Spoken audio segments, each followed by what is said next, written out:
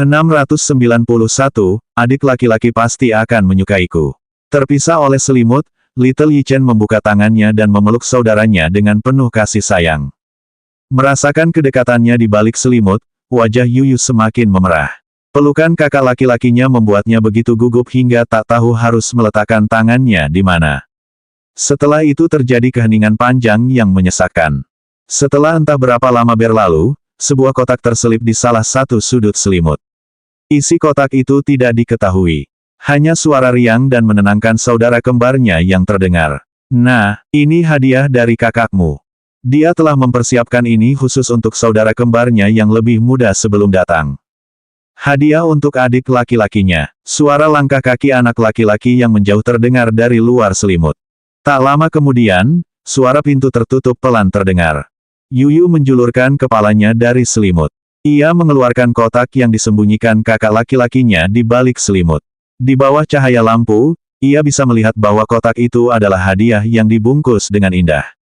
Apakah ini sebuah hadiah? Orang itu cukup rajin. Tampaknya dia tidak menyebalkan seperti yang dibayangkannya. Matanya berubah menjadi bulan sabit sementara senyum tanpa sadar menghiasi bibirnya.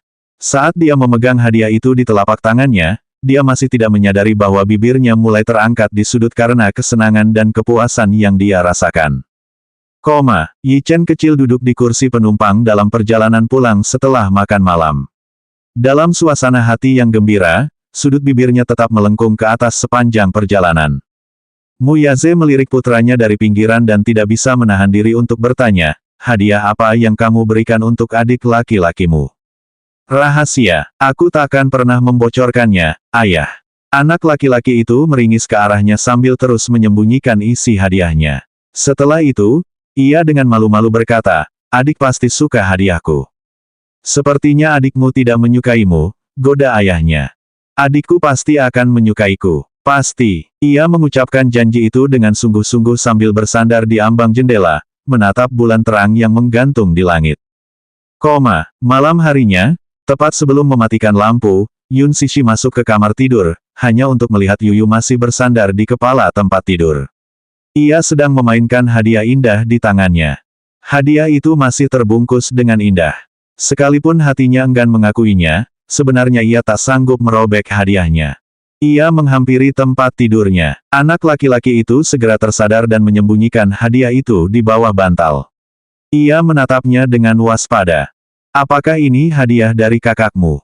Tanyanya. Yap. Ia menjilat bibirnya pelan dan dengan malu-malu memberikan alasan atas perilakunya. Aku sangat tidak menyukainya, tapi menurutku itu agak lucu. Mama agak penasaran dengan apa yang dia berikan padamu. Dia sengaja mengujinya. Bagaimana kalau kita buka dan lihat? Tidak. Dia menatapnya dengan waspada. Bungkusnya agak menarik. Sungguh anak kecil yang keras kepala. Faktanya adalah dia tidak tahan untuk membukanya. Dia mengerutkan bibirnya sambil tersenyum, bukannya mengungkapkan pikirannya. Anak ini memang sedikit pemarah. Terlihat jelas bahwa ia sangat menyukai hadiah itu. Rasa gugup, antisipasi, dan rasa ingin tahu terpancar jelas di wajahnya. Akan tetapi, karakternya kadang-kadang bisa canggung, dan dia tidak selalu hebat dalam mengekspresikan dirinya. Ia membelai wajah mungilnya dengan penuh kasih sayang. Mencubit pipi tembamnya, ia mengerucutkan bibir dan berkata, Mama sayang Yuyu.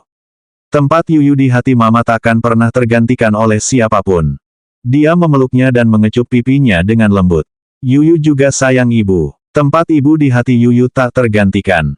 Tidurlah lebih awal. Ia mengelus rambutnya sebelum mengecup keningnya. Besok kamu harus bangun pagi. Oke. Saat dia meninggalkan kamar tidur, senyum di wajahnya perlahan memudar. Anak ini jelas masih memendam rasa keberatan dalam hatinya. Saat ini, dia sudah kehabisan akal. 692, Jarak Gusings. Proses syuting film tersebut berjalan lancar. Ada beberapa adegan yang berkaitan dengan alur cerita utama Yin Dongyu dan Yin Xiachun yang sudah dewasa, dan tim produksi bergegas ke Menara Huanyu untuk mengambil gambar yang dibutuhkan untuk adegan tersebut. Hal ini bukan karena Lin Fengtian berhemat dalam pengeluaran, melainkan karena dalam novel tersebut, Yin Dongyu telah bergabung dengan sebuah perusahaan media setelah lulus. Dalam semua aspek, markas Huanyu sangat sesuai dengan persyaratan plot novel. Dalam adegan khusus ini, setelah lulus SMA, kedua orang tua mulai menyadari bahwa hubungan antara Dong Yu dan Si Acun telah melampaui batas saudara kandung. Merasa resah, pasangan itu memikirkan cara untuk mengakhiri perasaan tidak bermoral kedua saudara kandung itu. Oleh karena itu, mereka mengirim gadis itu untuk belajar di luar negeri setelah lulus SMA. Meski enggan, akhirnya dia tidak mampu menentang perintah orang tuanya. Lebih jauh lagi, demi menghentikan perasaan tidak etis mereka sejak awal, saudara laki-lakinya menyetujui pengaturan ini dan secara pribadi mengantarnya ke bandara. Sekembalinya ke Tiongkok, Yin Dongyu bergabung dengan sebuah perusahaan media dan menjadi direktur artistik. Sekembalinya ke Tiongkok, ia juga berhasil bergabung dengan perusahaan tersebut. Adegan ini dijadwalkan untuk diambil di Menara Huanyu. Sebelumnya, saat mereka tengah asyik syuting sebuah adegan, sejumlah paparazzi sempat mampir untuk mewawancarai tim produksi, The Green Apple. Lin Fengtian tidak terlalu senang akan hal itu. Ia tidak suka media datang tanpa pemberitahuan saat syuting. Ia berharap dapat menciptakan suasana menegangkan di sekitar film ini sebelum dirilis, jadi ia tidak ingin proses syuting film tersebut terekspos ke publik sebelum waktunya. Oleh karena itu, dia dengan kejam mengusir semua paparazzi itu. Para wartawan merasa tidak senang dengan masalah ini, tetapi mereka tidak dapat berbuat apa-apa. Sejujurnya, mereka punya motif tersembunyi mengunjungi lokasi syuting. Dengan dalih kunjungan kejutan ke lokasi syuting, mereka ingin menggali informasi apapun tentang hubungan sebenarnya antara dua pemeran utama, Gu Xingzi dan Yun Cixi. Yun Cixi sedang meninggalkan ruang ganti ketika ia berpapasan dengan Gu Xingzi yang kebetulan lewat di pintu. Saat melihatnya, sang superstar hanya bertukar sapa singkat sebelum berlalu. Dingin, jauh, dan sengaja menghindarinya. Sejak adegan di ruang musik itu, meskipun tim produksi film telah kembali seperti semula, keduanya tak lagi sedekat dulu. Bahkan dapat dikatakan bahwa kini telah terbentuk jurang pemisah yang lebar di antara mereka. Kadangkala, selama pembuatan film, tidak sepatah kata pun terucap dari keduanya. Ia membalas senyumnya dan tak kuasa menahan sedikit kekecewaan di hatinya. Namun, ia agak memahami alasan perubahan sikapnya terhadapnya. Meskipun demikian, kekecewaannya bukan karena hal lain, melainkan karena kehilangan seorang sahabat karib. Sementara dia menganggap sang superstar sebagai teman, sang superstar berpikir berbeda. Dia punya rasa sayang padanya, dan itu adalah rasa sayang yang romantis. Dia tidak yakin kapan dia mulai merasakan hal ini terhadapnya. Melihatnya dalam cahaya romantis, dia ingin melindunginya dan memastikan bahwa dia tidak akan berada dalam bahaya. Namun, hari itu di ruang musik membuka matanya terhadap kenyataan kejam bahwa dia tidak memiliki kemampuan untuk merebutnya dari Muyase. Jika dia adalah kepala keluarga Gu, dia mungkin memiliki kesempatan untuk melakukannya. Celakanya, kini, baik dalam hal kekuasaan maupun pengaruh, ia tak punya apapun yang dapat menandingi rivalnya itu untuk merebut hatinya. Lalu, apa gunanya bertarung? Dia takkan mampu mengalahkan pria itu untuk merebutnya seumur hidup ini. Dia sedikit malu akan hal ini. Yang lebih mengecewakan adalah dia hanya menganggapnya sebagai teman. Itu semua hanya angan-angannya. Ia tak pernah mampu menimbulkan gejolak di hatinya atau membuatnya goyah dalam keputusannya. Perasaannya terhadapnya murni platonis. Karena itu, ia memikirkan cara untuk melindungi hatinya dari patah hati lebih lanjut. Jika mereka tak lagi sedekat dulu, ia tak akan jatuh lebih dalam lagi. Jika ia berhenti jatuh lebih dalam, ia tak akan lagi terluka. 693, berbagai tingkatan dan tingkatan. Di ruang rias, Yun Cixi sedang duduk di depan cermin rias. Musi, yang sedang merapikan peralatan rias di sampingnya, tersenyum melihat pantulan dirinya di cermin. Cixi, aku baru sadar kalau wajahmu cocok dengan semua jenis kosmetik. Mendengar ucapan asistennya, ia tak kuasa menahan senyum. Musi, apakah tanganmu sudah terasa lebih baik? Asistennya mengangguk. Ya, tangan saya sudah baik-baik saja sekarang. Lepuhannya sudah sembuh setelah menggunakan salep yang Anda berikan beberapa hari ini. Sekarang sudah hampir pulih sepenuhnya. Jangan memaksakan diri. Kalau masih sakit, kamu harus bilang ke aku. Asisten itu menjawab, aduh, Cixi. Saya tidak semenyedihkan itu. Ini hanya luka kecil. Bahkan sekarang sudah lebih baik. Kata-kata itulah yang terucap dari bibirnya, Namun jauh di lubuk hatinya, dia merasa bersyukur atas perhatian artisnya. Artisnya telah memberinya libur beberapa hari. Selama masa istirahatnya di rumah dan jauh dari artisnya, ia dihantui kekhawatiran akan kesejahteraan Yun Sishi. Ia bertanya-tanya apakah artisnya diintimidasi atau dikucilkan oleh tim produksi. Karena sangat khawatir, dia mengakhiri cuti medis daruratnya lebih awal dari jadwal dan bergegas kembali ke lokasi syuting. Setelah mendengarkan ceramah, ia mengetahui bahwa Yan Bingqing juga tidak ada di rumah beberapa hari ini. Karena itu, ia akhirnya bisa bernapas lega. Aktris itu mungkin tidak hadir di lokasi syuting karena kesibukannya yang lain. Selain The Green Apple, aktris tersebut telah menerima proyek film lainnya.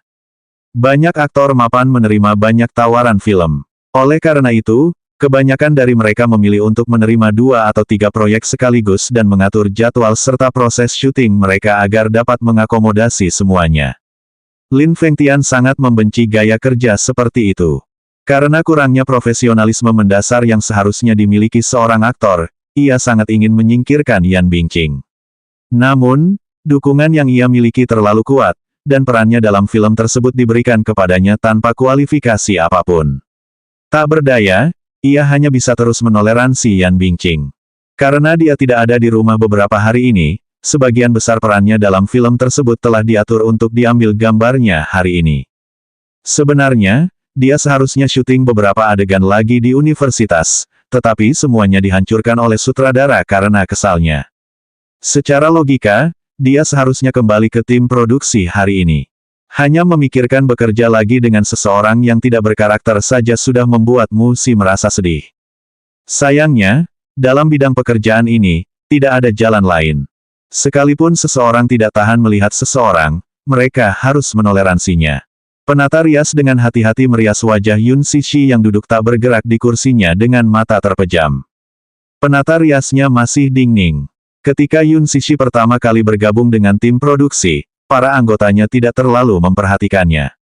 Apapun masalahnya, aktor-aktor kelas atas selalu diutamakan. Urutan merias wajah adalah Gu Xingzi, Yan Bingqing, Yang Mi, Li Jiuxian. Urutannya didasarkan pada tingkatan selebritas seorang aktor. Berbagai kedudukan sosial masyarakat, di mana mereka yang berada di lapisan atas sangat dihormati dan diagungkan, sedangkan mereka yang berada di lapisan bawah tidak dipedulikan dan dipandang rendah, ditunjukkan dengan sempurna dalam cara tim produksi ini beroperasi.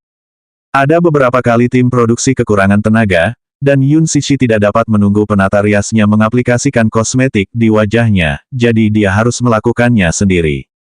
Untungnya, sebelum bergabung dengan tim produksi, ia telah mengikuti kursus kilat tata rias, sehingga ia dapat menangani berbagai masalah mendesak tanpa kendala. Terlebih lagi, ia memang memiliki kulit putih alami. Oleh karena itu, hal ini bukanlah solusi yang mustahil baginya. Namun, seiring berjalannya waktu, asistennya mulai memiliki cukup banyak keluhan meskipun dia tidak banyak bicara tentang masalah perawatan ini. Dia menggerutu tentang hal ini lebih dari sekali. Sishi, bukankah mereka hanya menindasmu karena status selebritasmu paling rendah? Tidak apa-apa kalau hanya beberapa kali, tapi sudah lebih dari itu. Mereka benar-benar tidak menganggapmu serius. Bagaimanapun, kau tetap pemeran utama wanita yang dipilih langsung oleh sutradara Lin di sini. Aku yakin kau akan meroket setelah ini. Mereka jelas tidak punya visi ke depan sama sekali. Dia tetap tidak berkomitmen. Asistennya semakin kesal dengan kebisuannya. Kalau saya akan meminta Tuan Qin menyewa penata rias pribadi. Dengan begitu, saya tidak perlu lagi menoleransi penampilan orang lain yang terkesan menilai. Situasi kita sekarang sungguh menjengkelkan. 694, Perselisihan Ruang Rias 1. Dia menjawab dengan santai, jika itu hanya untuk kenyamananku, maka kita tidak perlu repot-repot. Kenapa tidak? Tanya asistennya. Setiap kali kamu perlu merias wajah dengan segera, kamu jelas yang pertama datang, tapi kenapa kamu yang terakhir dibantu?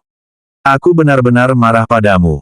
Dia hanya menjelaskan, Xiao Mu, kalau aku menyewa penata gaya pribadi, yang lain akan berpikir bahwa aku masih pemula dan bertingkah seperti orang penting, dan dengan begitu, mereka akan punya lebih banyak pendapat tentangku. Dia tidak ingin menimbulkan masalah yang tidak perlu. Asistennya kehabisan kata-kata dan hanya bisa menuruti kemauannya. Saya mungkin tidak peduli dengan pendapat orang lain, tapi saya takut masalah, jadi jangan membuat masalah. Lagi pula, ini bukan masalah besar. Sudah cukup lama sejak Yun Cixi bergabung dengan tim produksi. Dengan tereksposnya foto-foto di balik layar di halaman penggemar Weibo resmi, The Green Apple, ia pun memperoleh banyak pengikut, jumlah penggemar Weibo-nya kini telah menembus angka 5 juta. Meskipun 5 juta penggemar ini mungkin tidak layak disebut oleh beberapa bintang papan atas, dan merupakan kejadian biasa bagi yang baru menggantikan yang lama di industri hiburan, masih jarang bagi seorang pendatang baru untuk menerima banyak perhatian positif segera setelah debutnya. Prestasi seperti itu dapat dikatakan sebagai sebuah kejutan, sekaligus penegasan perkataan Lin Fengtian sebelumnya. Asal dia bisa memanfaatkan kesempatan, Yun Cixi pasti akan meraih ketenaran.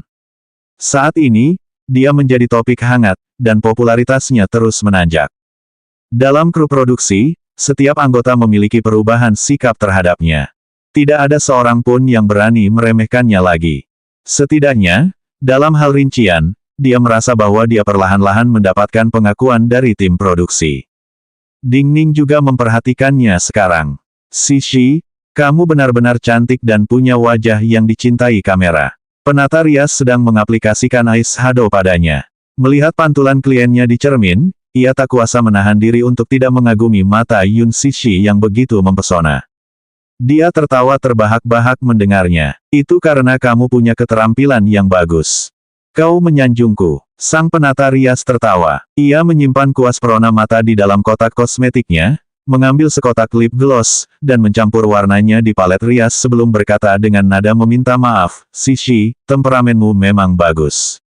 Merias wajahmu membuatku merasakan bagian menarik dari pekerjaanku. Sejak pertama kali bertemu dengan artis ini, ia sudah merasa sangat menyukainya. Ia merasa bahwa pendatang baru ini rendah hati, sopan, dan lembut. Ia belum pernah melihat artis ini menyulitkan staf produksi manapun, dan bahkan selalu sangat kooperatif dengan yang lain. Dia diakui dalam industri ini sebagai penata gaya papan atas, karenanya, dia sering berhubungan dekat dengan bintang-bintang papan atas. Terbiasa melayani artis-artis besar seperti Yan Bingqing dan Han Yuyan, bekerja dengan pendatang baru ini benar-benar mudah. Yan Bingqing termasuk tipe selebriti yang keras kepala. Dia orang yang keras kepala dan sering memerintahkan penata rambut untuk memberikan jenis riasan yang disukainya. Ambil contoh riasan sebelumnya, secara logika, perannya adalah seorang siswi SMA pemberontak yang menawan dan cantik, tetapi sang aktris bersikeras agar Ding Ning memberinya riasan wajah yang polos. Dia bahkan menyatakan bahwa dia ingin riasannya terlihat sama dengan Yun Cixi. Dia hanya ingin bersaing dengan yang terakhir. Tentu saja, Ding Ning memiliki keraguan mengenai pesanannya karena riasan polosnya tidak sesuai dengan peran yang diberikan kepadanya kali ini. Ia dengan baik hati menasihatinya, tetapi akhirnya malah dipermalukan olehnya. Dia tidak punya pilihan lain selain menuruti kemauannya, dan sebagai konsekuensinya, ketika sang aktris mengambil gambar riasan percobaan, dia dimarahi habis-habisan oleh sang sutradara. Untuk mengalihkan kesalahan, aktris tersebut memercikkan baskom berisi air kotor ke arahnya dan mengatakan bahwa itu disebabkan oleh keterampilan tata riasnya yang buruk. 695, Perselisihan Ruang Rias 2. Pada akhirnya, karena hal ini, sang sutradara hampir mengusirnya, dan dia hampir kehilangan pekerjaannya sebagai penata rias. Betapa tidak adilnya perasaannya saat itu. Dalam hal ini, Yun Cixi berbeda. Wajahnya sungguh luar biasa cantiknya. Setiap tampilan tata rias yang ia terapkan pada dirinya berdasarkan kepribadian karakternya, mampu berhasil dengan baik tanpa mengurangi kecantikannya. Tak tertandingi. Selain itu, tidak seperti Yan Bingqing, dia tidak pernah mendesak, melecehkan, atau mempermalukannya. Dia tidak hanya memiliki sifat pemarah, tetapi juga menghormati orang lain. Penata rias itu sangat berterima kasih atas hal itu. Saat Yun Cixi belum tenar, tak seorang pun di tim produksi memperlakukannya dengan serius, bahkan para figuran pun tak menaruh perhatian padanya. Begitu ia mulai populer, ia tetap rendah hati dan berwatak lembut, juga tidak berlagak seperti orang penting. Seperti sebelumnya, ia selalu tepat waktu saat syuting, mengikuti setiap arahan staf, dan bersikap tenang serta anggun. Bahkan, ketika pemeran figuran sebelumnya menyinggungnya, ia tidak menyimpannya dalam hati. Jika saja itu Yan Bingqing, dia pasti akan ingat untuk membalas dendam atas dendam masa lalu. Dia memang orang yang istimewa. Lambat laun, semua orang mulai benar-benar menyukainya. Saat ketiga orang itu asyik berbincang-bincang dalam waktu luang yang berharga itu, tiba-tiba mereka diganggu oleh suara langkah kaki dari luar. Dentingan sepatu hak tinggi yang keras di lantai marmer mendahului kedatangan Yan Bingqing. Sang aktris mendorong pintu hingga terbuka dan melangkah dengan dingin ke ruang ganti. Musi melihat ke arah pintu, dan senyum di wajahnya membeku saat melihatnya. Melihat kembalinya sang aktris ke tim produksi, senyum di wajah penata rias pun berangsur-angsur mendingin. Hanya Yun Cixi yang tetap tenang dan bahkan tidak melirik aktris itu sedikit pun. Ia terus memandangi bayangannya di cermin, seolah-olah kedatangan aktris itu tidak ada hubungannya dengan dirinya. Aktris itu mengamati kerumunan, tatapannya akhirnya tertuju pada asisten yang gemetar. Sejak kejadian itu, asistennya mengalami trauma terhadap aktris tersebut. Dia takut terhadap wanita ini dari lubuk hatinya. Oleh karena itu, saat melihatnya, dia menyusut ke sudut. Akhirnya, Yun Cixi berkenan melirik aktris itu sekilas, tetapi saat dia melihat penampilan asistennya yang lemah dan putus asa, seolah-olah dia baru saja melihat hantu, dia tidak dapat menahan senyum tak berdaya. Dia hendak berbicara, tetapi suara dingin sang aktris mengalahkannya. "Yo, kebetulan sekali. Kalian juga ada di sini." Asisten itu menundukkan kepalanya dan secara refleks bersembunyi di samping artisnya, tanpa mengatakan sepatah kata pun. Dia mengulurkan tangan dan menggenggam tangan asistennya yang berada di bahunya, untuk menenangkannya. Melihat asistennya gemetar ketakutan, bibir merah cerah Yan Bingqing terbuka lebar sambil tertawa. Anjing yang setia, hubungan antara tuan dan pelayannya cukup dekat. Musi tetap bungkam sambil gemetar ketakutan. Aktris itu bertanya dengan dingin, "Hei, apakah tanganmu sudah lebih baik?" "Ding Ning, kenapa kau berhenti?" Yun Cixi menutup telinga terhadap pertanyaan aktris itu. Melihat penata rias itu berhenti bergerak di satu sisi, ia dengan ramah mengingatkannya. Penata rias itu tersenyum dan langsung menjawab, "Saya agak teralihkan pikiran saat memikirkan warna bibir apa yang cocok dengan riasan Anda saat ini, bagaimana menurut Anda dengan warna merah muda persik? Lakukan apa yang menurutmu tepat, aku percaya pada penilaianmu." Dia tersenyum tipis. Ketidakpeduliannya sama saja dengan menganggap aktris itu hanya udara, yang secara virtual tidak ada. Ekspresi cemberut tampak di wajah aktris itu. Betapa hebatnya Yun Cixi ini. Setiap kata yang diucapkannya tidak menyakitinya, sedangkan kata-kata terakhir dapat dengan mudah membuatnya marah. Dia dengan tegas mengumumkan, "Yun Cixi, pergilah dari sini. Ruang rias ini sekarang milikku, dan kau tak boleh menggunakan satu bagian pun." Musi mengangkat kepalanya untuk membela artisnya, tetapi Yun Cixi dengan erat memegang tangannya untuk menghentikannya. Suaranya langsung terhenti. Dia menggertakkan giginya sambil menahan amarahnya. 696, Perselisihan Ruang Rias 3. Ketiga orang itu anehnya tetap diam, tidak menghiraukan kata-kata dan kehadiran Yan Bingqing. "Keluar!" Suara aktris itu semakin tajam saat dia memerintahkan mereka keluar lagi. Tetapi Yun Cixi tidak bergerak untuk mengikuti perintahnya. Dia dengan marah berjalan ke arahnya dan menyapu kosmetik di meja ke lantai. Alas bedak, perona mata, semua perlengkapan kosmetik berserakan di lantai sekaligus. Ding Ning mengangkat kepalanya dengan bingung. Ini semua adalah perlengkapan riasnya. Ia tahu aktris itu membenci Yun Cixi, tapi apa perlu melibatkan orang yang tidak bersalah? Meskipun dia dipenuhi rasa tidak puas, dia tidak berani berbicara. Bagaimanapun, dia sedang menghadapi Yan Bingqing. Di belakangnya ada Yang Shou Cheng, bos Euro King Entertainment. Siapa yang berani menyinggung pendukung sebesar itu di balik layar? Hanya Yun Cixi, si pemula ini, yang tidak takut. Yun Cixi mendongak dan meliriknya sekilas, matanya seolah menganggap tindakannya kekanak-kanakan. "Ada apa? Aku bicara padamu, tapi kau mengabaikanku, apa maksudnya ini? Apa kau sok hebat di hadapanku?" Tanya aktris itu dengan histeris, tatapannya dingin dan kejam seperti ular kobra ganas. "Oh, aku tidak mendengarmu," jelasnya dengan setengah hati. Aktris itu sangat marah. "Kau jelas-jelas mendengarku. Aku tidak mendengarmu berbicara bahasa manusia." Wajah Yun Cixi tetap tidak berubah. Pernyataan singkatnya yang syarat sarkasme itu benar-benar mengejutkan Ding Ning dan Musi yang ada di belakang. Ucapannya mungkin terdengar tenang, tetapi itu menunjukkan rasa jijik yang tak tergoyahkan. Beraninya dia berbicara pada Yan Bingqing dengan cara seperti ini. Apakah dia tidak takut menyinggung perasaannya? Mungkin ini karena anak muda tidak mengenal rasa takut, atau dia tidak tahu latar belakang aktris ini. Jantung asistennya berdebar kencang. Tentu saja. Wajah aktris itu memerah karena marah atas komentar sarkastis itu. Meskipun alas bedaknya tebal, tetap saja ia tak bisa menyembunyikan rasa malunya. Dia memelototinya dan membentak, "Yun Sishi, apa maksudmu? Apa maksudmu aku tidak bisa bahasa manusia? Jelaskan saja padaku." Susah sekali ia mengertinya. Tak ada gading yang keluar dari mulut anjing, pernahkah kau dengar ini? Bibirnya melengkung membentuk seringai mengejek. Tentu saja, kau tak berbudaya. Anda, aktris itu menggeram. Ia menahan diri untuk menamparkan Yun Sishi dengan keras. Memperlihatkan gigi putihnya, ia mencibir. Yun Sishi, aku tidak menyangka lidahmu setajam itu. Aku murah hati dan tidak akan berdebat denganmu. Sekarang, kuperintahkan kau, enyahlah. Tersesat, tanyanya polos dan penasaran. Lalu aku harus kemana?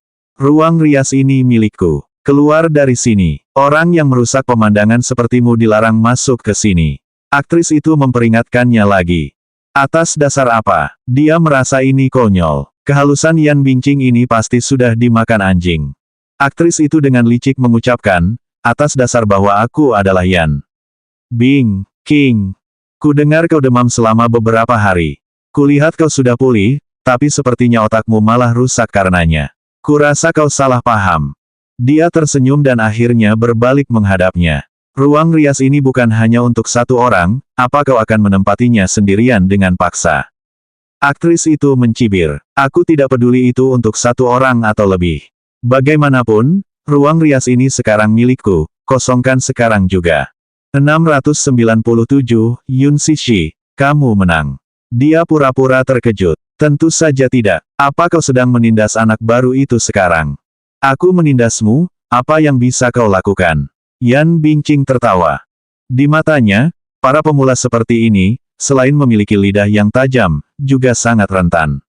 Yun Sishi tetap tenang saat ia mengingatkannya dengan ramah. Banyak paparazi di luar sana hari ini. Kalau berita Yan Bingqing mengucilkan pendatang baru dengan mengaku memonopoli ruang rias umum sampai tersebar, bukankah berita besok akan sangat menarik? Apakah kau mengancamku? Aktris itu menyipitkan matanya dengan berbahaya ke arahnya. Oh, tidak. Jelas, seniorku, Yan Bingqing, yang mempersulit anak baru ini. Ia lalu menunjuk kamera pengawas di salah satu sudut dinding. Perundungan ini jelas terekam kamera. Aktris itu mengikuti arah yang ditunjuknya dengan matanya dan memang melihat kamera pengintai kecil di sana. Ia menggertakkan gigi sambil memutar kepalanya dengan marah untuk memelototinya. Memaksa dirinya untuk tenang, ia berkata, Yun Sishi, kau menang. Ia tersenyum, meski bibirnya terkatup rapat. Bahkan, matanya masih berkaca-kaca ketika ia kembali menatap cermin. Yan Bingqing, yang merasa kehilangan daya tarik panggungnya di hadapan dua wanita lain di ruangan itu, tak lupa mengancamnya sebelum pergi. Yun Sishi, aku peringatkan kau, jangan terlalu sombong. Jangan berpikir begitu, hanya karena sutradara Lin mendukungmu, kau bisa berbuat sesukamu. Kau pikir kau siapa? Karena kau sudah menyinggung perasaanku, jangan harap ini akan berakhir baik. Yang satunya, tak terpengaruh oleh ancamannya, mengingatkannya balik. Kamu terlalu banyak bicara. Waktunya sudah habis, tidak bisakah kamu pakai riasan saja? Dua wanita lainnya telah lama membeku di tempat. Yun Sishi ini sungguh mengesankan. Mungkinkah dia juga memiliki latar belakang yang kuat, dan itulah sebabnya dia tidak takut sama sekali terhadap ancaman Yan Bingqing. Melihat ekspresi kesalnya, aktris itu hendak marah lagi. Di pintu, suara magnetik Gusings terdengar. Bingqing. Merasa tegang, aktris itu segera menyembunyikan raut wajahnya yang garang sambil berbalik. Setelah kembali memasang senyum manis Bak Dewi, ia pun menyambut kedatangan sang superstar. Sings, kau. Yun Sishi yang terkejut pun menoleh ke arahnya. Celakanya, dia hanya melihat lelaki itu berdiri di pintu masuk, menatap aktris itu dengan mata dinginnya, dan tidak melirik sedikit pun ke arahnya. Menghadap aktris itu, ia bertanya, kamu sudah kembali. Apakah kamu merasa lebih baik akhir-akhir ini? Dia tersenyum malu-malu, merasa terharu. Sings, terima kasih atas perhatianmu. Setelah istirahat beberapa hari, demamnya sudah turun, dan aku merasa jauh lebih baik sekarang. Mu Si terdiam. Yan Bingqing ini konon bagaikan vas kosong, ia memang tampan, tetapi tidak berbakat. Namun, saat ini, kemampuan aktingnya sungguh luar biasa. Dia jelas-jelas memasang ekspresi garang beberapa saat yang lalu. Dengan satu putaran, dia mengubah penampilannya. Sungguh menjijikkan. Setelah berbasa-basi, pria itu lalu berkata, "Baiklah, jaga kesehatanmu, beberapa adegan berikutnya sangat penting." Aktris itu tersenyum dan mengangguk malu-malu. "Ya, Sings, jaga kesehatanmu juga. Apakah beban kerjamu masih sama akhir-akhir ini?" Dia menjawab dengan samar, "Saya harus kembali sekarang untuk mempersiapkan dialog saya karena syuting akan segera dimulai." "Oke, lanjutkan." Setelah itu, ia meninggalkan ruang rias. Sebelumnya, ketika ia lewat, ia mendengar pertengkaran di dalam, diikuti oleh suara Yun Sishi. Dia dengan cemas melangkah masuk untuk melihatnya. Benar saja, dia melihat Yan Bingqing mengganggunya. Membantu meredakan situasi, dia tentu saja tidak bisa membiarkan Yun Sishi menyadari kekhawatirannya terhadapnya. Begitu dia mengusir pria itu dari pintu, aktris itu segera berbalik dan duduk di depan cermin. "Ding Ning, kemarilah dan rias wajahku dulu." 698, tidak bisa merahasiakannya lebih lama lagi. Ding Ning, yang saat itu sedang mengecat bibir Yun Sishi, membeku saat mendengar ini. "Ding Ning, bukankah aku sudah bilang untuk datang ke sini dan merias wajahku dulu? Kau dengar aku atau apa?" Ding Ning. Yan Bingqing menoleh dan membentaknya. Penata rias itu segera mencoba memohon padanya. "Kak Bingqing, bisakah kau menunggu sebentar? Aku akan segera menyelesaikan riasan Sishi, lalu." "Sishi, sungguh penyayang," dengus aktris itu. "Di hatimu, apa dia lebih penting daripada aku?" Penata rias itu langsung menutup mulutnya, tangannya mulai gemetar. Mu Si akhirnya angkat bicara. "Riasan Sishi hampir selesai. Kak Bingqing, bisakah kau menunggu sebentar lagi? Kau ingin aku menunggunya? Bagaimana kau bisa bicara denganku, dasar jalang tak tahu malu?" teriaknya. Pada titik ini, asistennya tidak berani lagi berdebat dengannya. Yun Sishi mengerutkan bibirnya. Dia sekarang sedikit mengerti mengapa orang lain di tim produksi ini mengucilkannya. Bukannya mereka ingin mengucilkannya, sebaliknya, ada yang memaksa mereka melakukannya.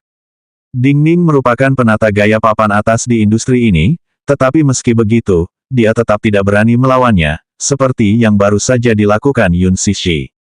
Dalam bidang pekerjaan ini, seseorang tidak berani menyinggung orang lain sembarangan, terutama seseorang seperti Yan Bingqing yang memiliki karakter ganas. Ia tahu jika ia berlari untuk membantu aktris itu merias wajahnya, Yun Sishi tidak akan mempermasalahkannya. Ia selalu murah hati dan tidak akan terlalu rewel tentang hal semacam ini. Namun, dia tidak ingin melakukan hal itu. Artis ini selalu memperlakukannya dengan baik. Jika dia berbuat begitu, dia pasti akan merasa tidak setia. Saat ia ragu-ragu, yang satunya mengambil lipstik dari tangannya dan berkata pelan sambil tersenyum meyakinkan, "Silakan. Aku bisa mengerjakan yang ini sendiri. Kamu sudah mengerjakan sebagian besarnya, jadi sisanya seharusnya tidak jadi masalah." Riasannya akan disempurnakan setelah mengaplikasikan lipstik dan membentuk garis luar wajahnya. Tidak perlu membuat hal-hal menjadi sulit baginya. "Tetapi, lanjutkan. Tidak apa-apa, jangan khawatir." Dengan itu, dia menguraikan bibirnya sambil melihat ke cermin. Sang penata rias dengan rasa terima kasih namun bersalah berbalik menuju ke sisi sang aktris untuk merias wajahnya. "Riasanku bagus. Jangan seperti terakhir kali. Setidaknya, harus lebih bagus daripada punya Yun Sishi." Ancaman dalam kata-kata aktris itu membuatnya berkeringat dingin. Aktris itu melirik ke arah pendatang baru itu lagi sebelum menambahkan, "Jika riasanku tidak lebih bagus darinya, maka kamu bisa mengucapkan selamat tinggal pada pekerjaanmu di sini."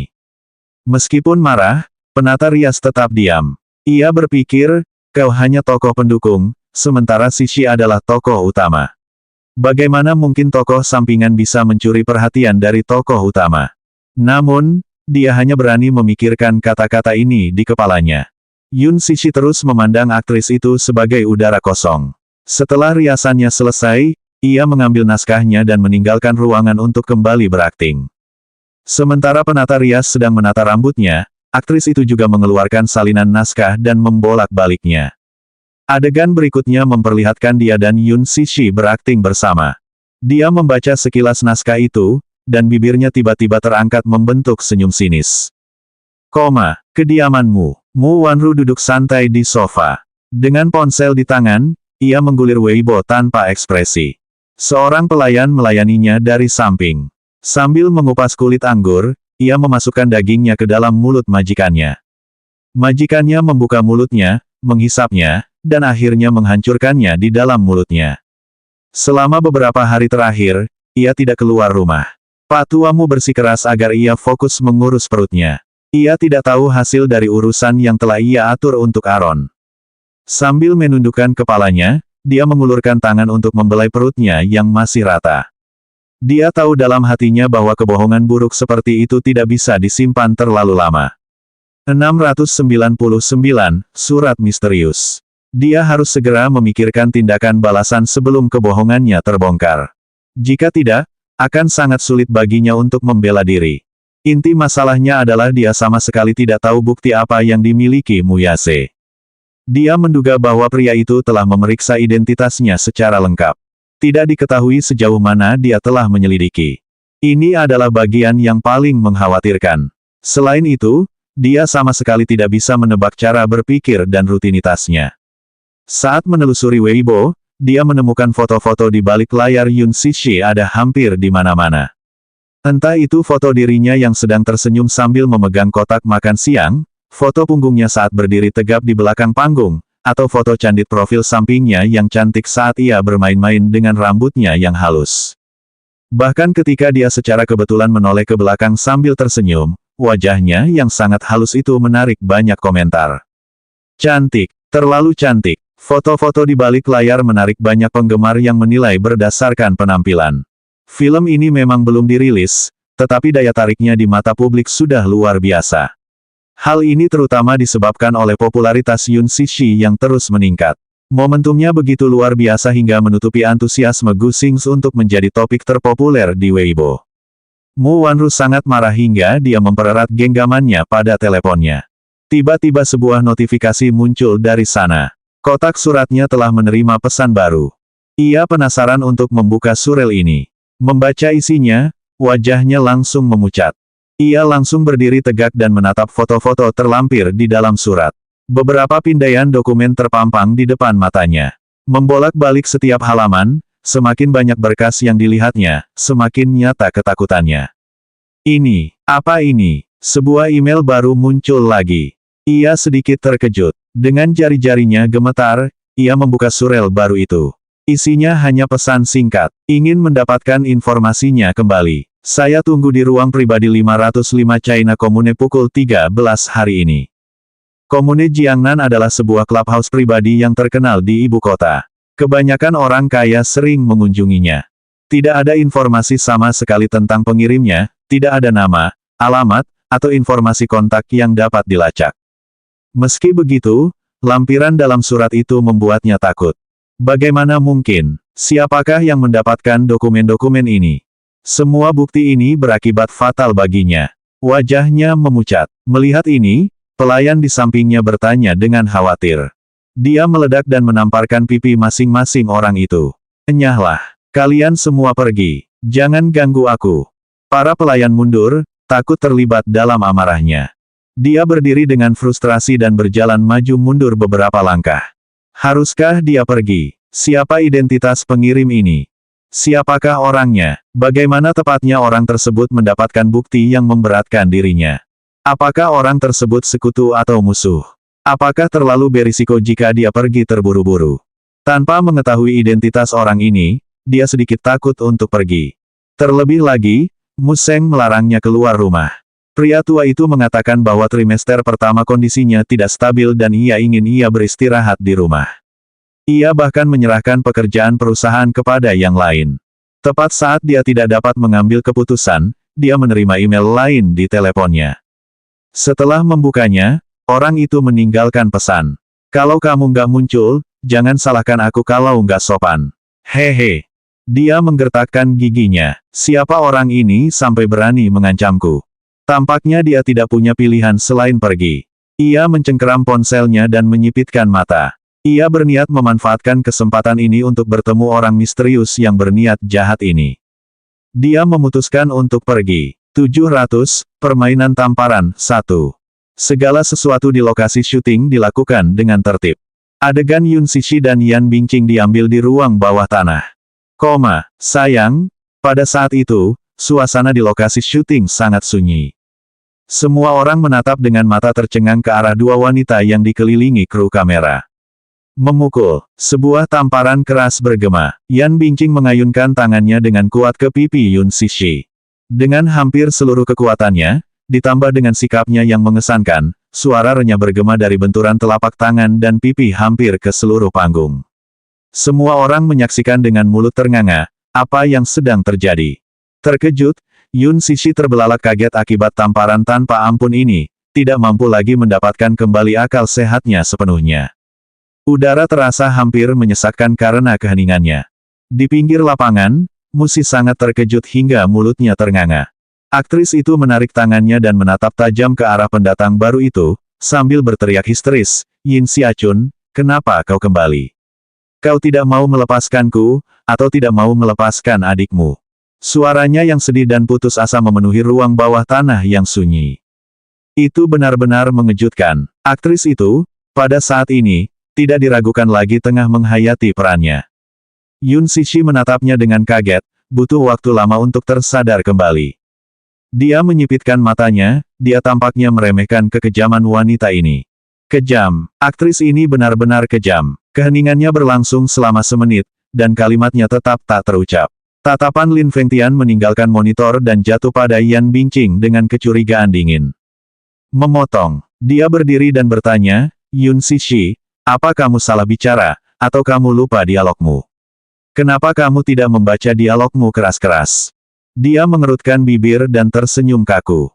"Maaf, Direktur Lin, saya sedikit terganggu." Dia marah dan frustrasi, karena mengharapkan yang lebih baik darinya. "Teralihkan. Kamu teralihkan saat syuting. Sebaiknya kamu lebih profesional. Ini pekerjaan sekarang, mengerti? Tetap fokus." Dipahami. Asistennya terbelalak mendengar hal ini, menganggapnya tidak dapat dipercaya. Apa yang salah dengannya? Dia seorang sutradara besar, apakah dia tidak melihatnya? Aktris itu baru saja dengan sengaja mempermalukan artisnya. Bagian plot ini berkisah tentang kepulangan Yin Xiachun ke negaranya dan bergabung dengan perusahaan yang sama dengan kakaknya. Sayangnya, di ruang bawah tanah, ia bertemu dengan Lin Hena, tunangan kakaknya yang diperankan oleh Yan Bingqing.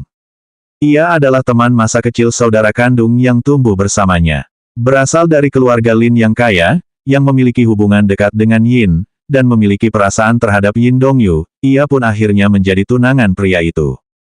Baik di masa pemberontakannya maupun di masa dewasanya, dia selalu setia padanya. Sayangnya, pria itu selalu mencintai adiknya. Meskipun adiknya berada di luar negeri, ia tetap tidak bisa melupakan perasaannya. Lin Hena tahu betul bahwa ia tidak pantas berada di hati pria itu. Tepat saat mereka akan bertunangan, adik perempuan pria itu kembali ke negaranya. Ketika keduanya bertemu secara kebetulan, tunangan pria itu kehilangan ketenangannya dan mempertanyakan motifnya kembali ke negaranya. Secara umum, dalam film, untuk alur cerita yang melibatkan adegan menamparkan, semuanya memanfaatkan sudut dan posisi, teknik montase di mana satu tangan menirukan gerakan menamparkan dan tangan lain memegang wajah tanpa ragu. Memperagakan penampilan sebuah tamparan. Selanjutnya bab 701, Permainan Tamparan, 2.